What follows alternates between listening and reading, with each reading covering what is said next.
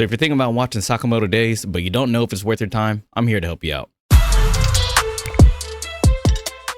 I'll just break down episode 1. Let's talk about the animation, the plot, the characters, and let's see if it's actually worth it for you. Alright, that's enough yapping. Let's get straight to it. Now before we could get into anything, we just gotta talk about Sakamoto. Who is this dude? Why is the show named after him? Turns out, he was that guy. This dude is a living legend, the #1 assassin, the best of all time, the GOAT. Okay, I don't know about all that.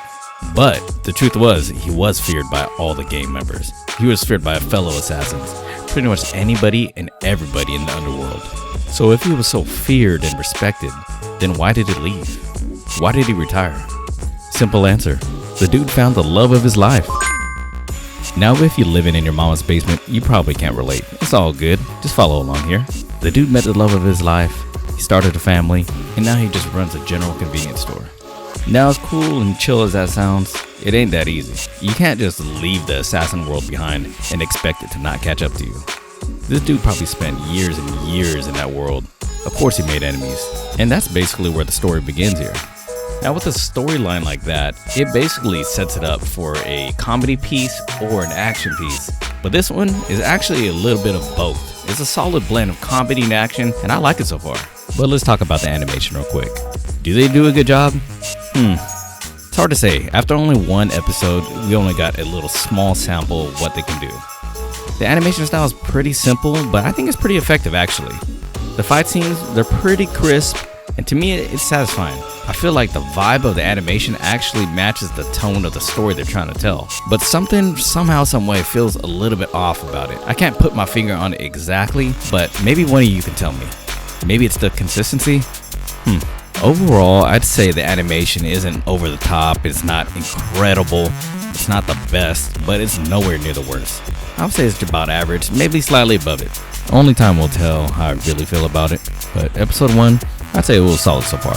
Now let's talk about the characters, because pretty much without the characters, we got no story. In episode 1, we're introduced to 2, Sakamoto of course, and Shin. Now, we've already talked about Sakamoto, so let's talk about Shin real quick. This dude is a rookie assassin, he got some psychic powers, and it looks like he's trying to make a name for himself by taking out Sakamoto. Well, maybe he's not trying to make a name, more so he was ordered to, but still. You gotta do it, right?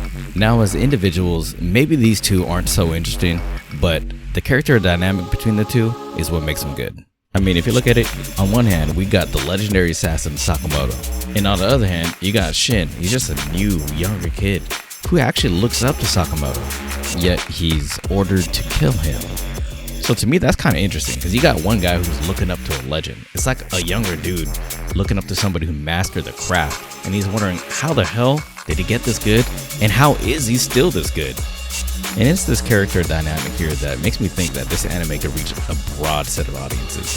I think if you're somebody who's kind of past their prime, you might like this, because it might remind you of your glory days. And on the other hand, if you're somebody on the younger side who looks up to somebody in any kind of way, this might be for you too.